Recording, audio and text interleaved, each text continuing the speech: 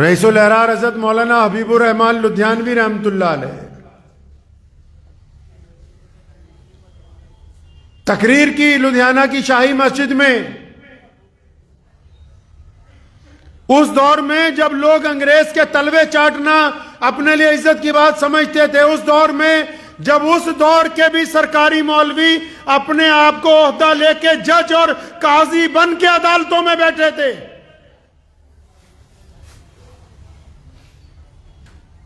اور اعلان کیا کہ کون لوگ ہیں جو دیش کی آزادی کے لیے آگے آ جائیں، کون مسلمان ہے، کون ہندو اور کون سکھ ہے جو کندھے سے کندھا ملا کے اس انگریز کے خلاف لڑے، میں اس کی قیادت کے لیے اس کا ساتھ دینے کے لیے تیار ہوں۔ پورے شہر میں ہڑکمپ مچ گیا کہ بھئی کوئی عالم آیا ہے جس نے انگریز کو سر عام للکارا ہے۔ گرفتار ہو گئے، عدالت پہنچے، مقدمہ چلا۔ بدقسمتی سے عدالت میں جو جج تھا وہ اسی ملک کا رہنے والا تھا، یہیں سے پڑھ کے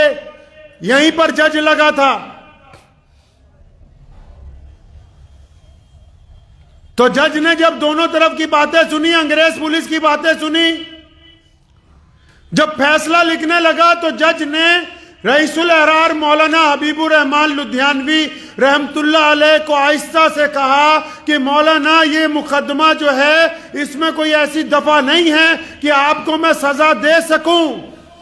لیکن انگریز ڈپٹی کمشنر مسٹر کلٹن بہادر کا فون آ چکا ہے، ان کا حکم آ چکا ہے کہ حبیب الرحمان لدھیانوی کو کم از کم 1 سال کی سزا دو، یہ جیل میں رہے تاکہ لوگوں کو انگریزوں کے خلاف نہ اکسائے۔ تو کہنے لگے مولانا میں مجبوری میں آپ کو 1 سال کی سزا